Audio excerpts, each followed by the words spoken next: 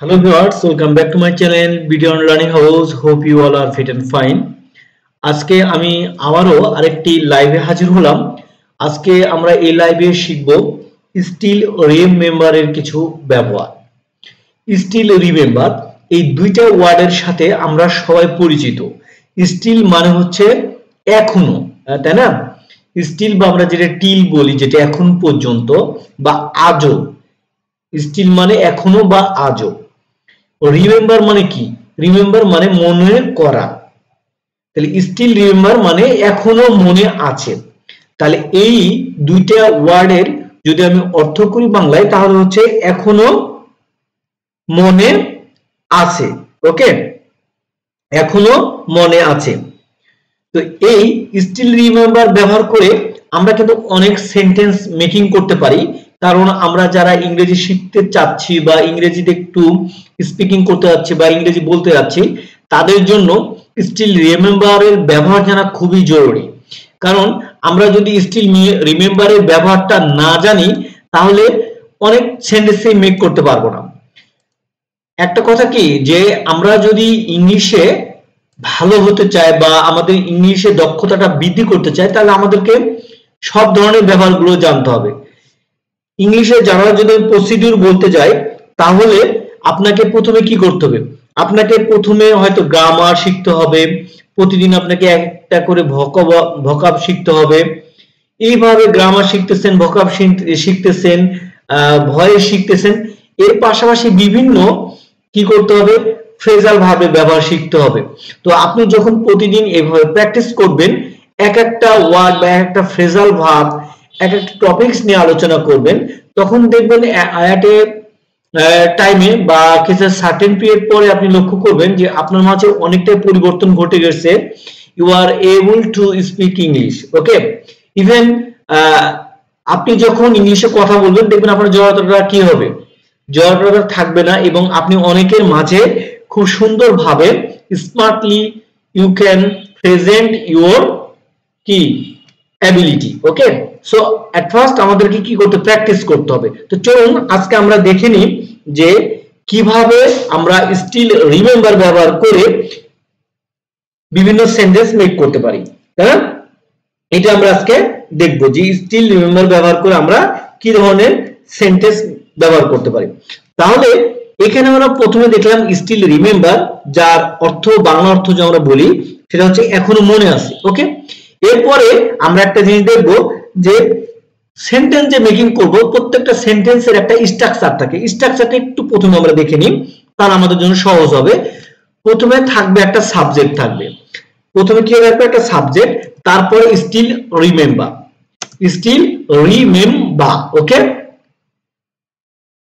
Member, remember আবার বলবেন না, রিমেম্বার, স্টিল রিমেম্বার। ওকে, তাহলে কি শিখলাম? Still remember. তারপরে যদি আপনি কি ধরনের সেন্টেন্স মেক করতেছেন সেটা বলবো, তার মানে আপনি বলতে পারেন আদার। তো এই হলো স্ট্রাকচার। এতটুকু একটু মনে রাখেন যে স্ট্রাকচারটা হচ্ছে কেমন, যে প্রথমে একটা সাবজেক্ট থাকবে, সাবজেক্টের পরে থাকবে স্টিল রিমেম্বার, তারপরে আদার। এইটুকু মনে রাখেন। আমরা যখন সেন্টেন্স মেকটা করব, তখন এটা আমাদের আরো ক্লিয়ার হয়ে যাবে। ক্লিয়ার? এটা আমাদের কি হবে? তখন আরো বেশি ক্লিয়ার হয়ে যাবে। এখন যদি আমি বলি যে আমার বা তাদের এখনো মনে আছে আপনি বিনা কারণে তাদের কি করেছিলেন? অপমান করেছিলেন।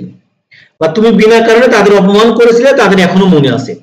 তুমি বিনা কারণে তাদের অপমান করেছিলে, তাদের সেটা মনে আছে। তাহলে তাদের এখনো মনে আছে, এটা কি হবে?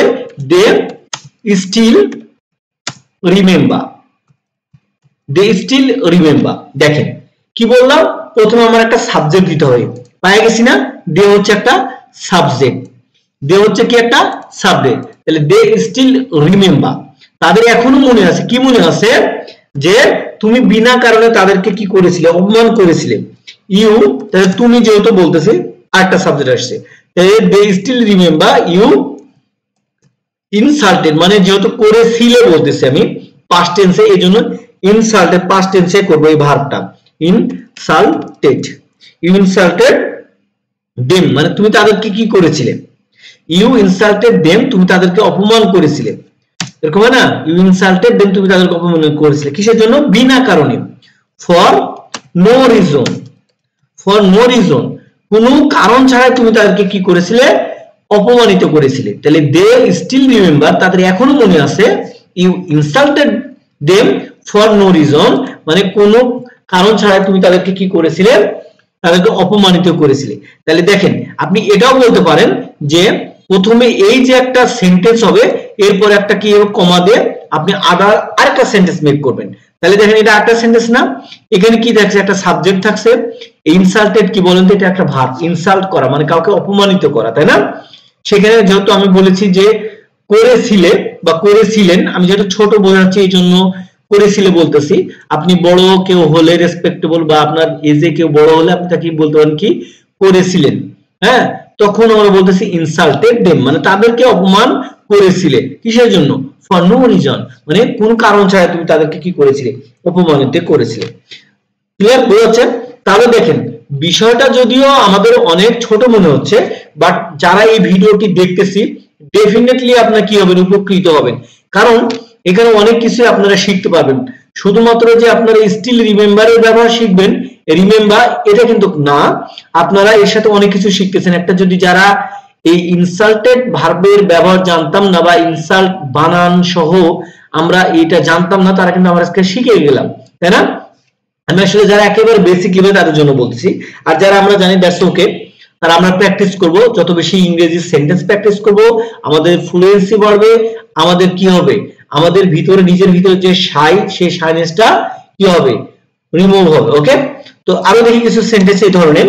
আমি যদি এখন বলি আমার এখনো মনে আছে সে আমাকে যা বলেছে, এরকম হয় না যে সে আমাকে দুদিন আগে বা সে আমাকে যা বলেছে তা আমার এখনো মনে আছে, তাহলে I still remember, remember I still remember মানে আমার এখনো মনে আছে কি সে আমাকে যা বলেছে, সে আমাকে কি বলে যা, সে আমাকে যা বলেছে, তাহলে হোয়াট এভার মানে কি সে যা বলেছে, whatever he told me, দেখেন whatever he told me সে আমাকে যা বলেছে, হ্যাঁ সেটা আমার মনে আছে। যারা হয়তো এই হোয়াট এভার ব্যবহার জানেন না তারা একটা হয়তো কনফিউজ হয়ে যাবেন। আমার what ever, who ever, which ever নিয়ে অলরেডি একটা ভিডিও মেক করা আছে আমার ইউটিউব চ্যানেলে।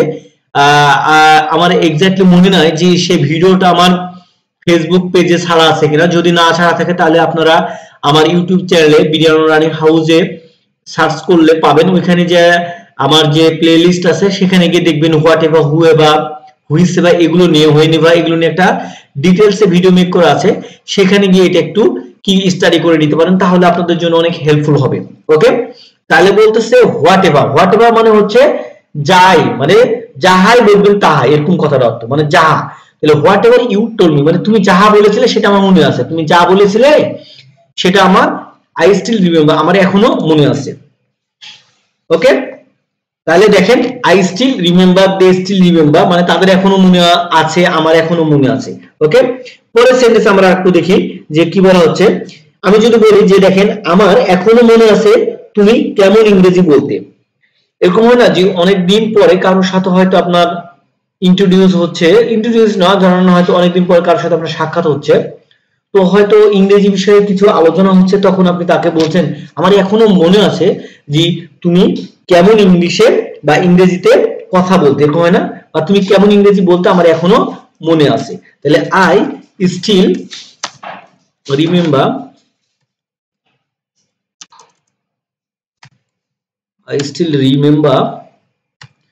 I still remember যে তুমি ইংলিশে কেমন কথা বলতে, তাই না।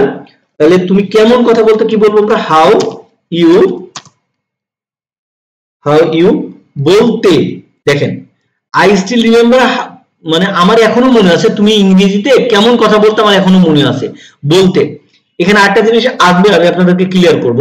I still remember how you used to speak English, দেখেন how you use to speak English, এখানে যারা একেবারে বেসিক লেভেলে আছেন বা কেবল ইংরেজি শিখতেছেন তাদের কাছে এটা একটু কি ডিফিকাল্ট হবে, কারণ এই সেন্টেন্সটা একটু কি আছে, একটু টাফ আছে, কারণ এখানে ইউজ টু এর ব্যবহার করেছি।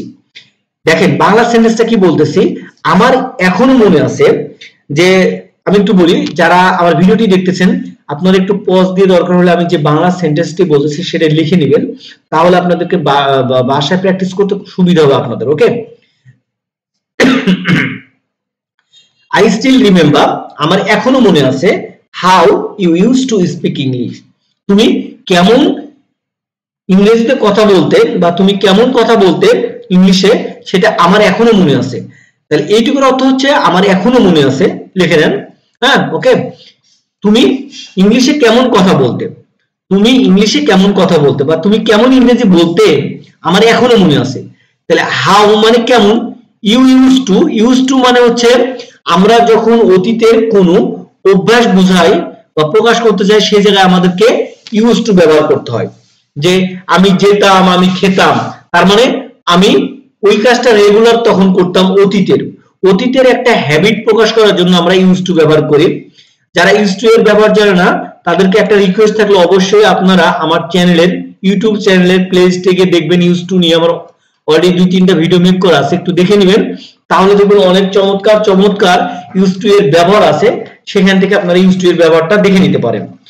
অতীতের অভ্যাস বোঝানোর জন্য আমরা কি ব্যবহার করতেছি, ইউজ টু। তাহলে how you use to speak English, তুমি কেমন ইংরেজি বলতে সেটা আমার মনে আছে। ওকে, তাহলে দেখেন যারা প্রথম থেকে ভিডিওতে দেখতেছি একটু হলেও মজা পাচ্ছেন, তাই না? কারণ আপনি যত ইংরেজি শিখবেন, যত জানবেন, আস্তে আস্তে ভালো লাগবে, আপনার ভালো লাগাটা আস্তে আস্তে আপনার ভিতরে গ্রো করবে, তাই না? আপনি একদিনে কিন্তু ইংরেজি শিখে যাবেন না বা একদিনে আপনি ইংলিশে কথা বলতে পারবেন না, দ্যাট ইজ ট্রু। ওকে, আপনি যদি ইংলিশে কথা বলতে চান definitely you have to practice, তাই না? You have to learn. Okay, আপনাকে প্র্যাকটিস করতে হবে, আপনাকে শিখতে হবে, আপনাকে কি করতে হবে, আপনার একটা পার্টনার মেক করতে হবে, আপনি তার সাথে চাইলে স্পিকিং করতে পারেন। ওকে, তাহলে এখানে আমরা সুন্দর 3টা সেন্টেন্স মেক করে ফেলেছি অলরেডি। আরো কিছু সেন্টেন্স দেখি। এখন যদি আমি বলি, দেখেন যে আমার এখনো মনে আছে আমরা কিভাবে কথা বলা শুরু করেছিলাম, আমার এখনো মনে আছে যে আমরা কিভাবে কথা বলা শুরু করেছিলাম।